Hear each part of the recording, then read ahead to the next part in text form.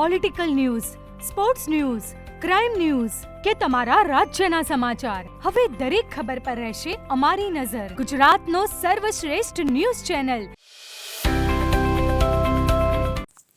દિવાળી પહેલા હારીજમાં તસ્કરો બન્યા બેફામ, 2 દુકાનના તાળા તોડી ચોરીને આપ્યો અંજામ. હારીજ મહેસાણા હાઈવે પર આવેલા 2 દુકાનોમાં તસ્કરોએ મોડી રાત્રે ચોરીને આપ્યો અંજામ.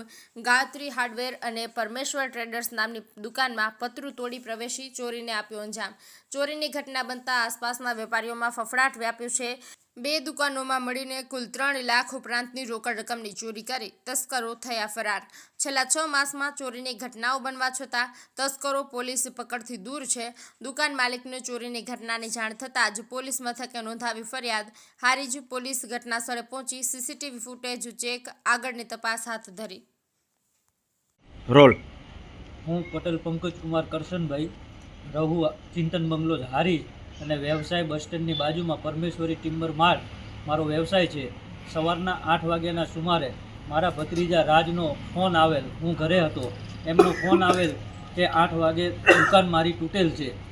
ત્યારે હું ફટાફટ ઘરેથી નીકળી અને દુકાને હાજર થયો. ત્યારે ગાયત્રી હાર્ડવેરમાં પહેલો ગયો, ત્યારે એમની દુકાનના તાળા તૂટેલા જોયા અને એની દુકાનમાં તાળા તૂટેલા જોઈ અને મેં મારી દુકાન ચેક કરી તો મારી દુકાનના છાપરા ઉપર થઈને અંદર એન્ટર થયેલ ચોર અને બંને દુકાનમાંથી થઈ અને કંઈક 3.5 લાખ જેવી કેશ અમારી ગયેલી છે.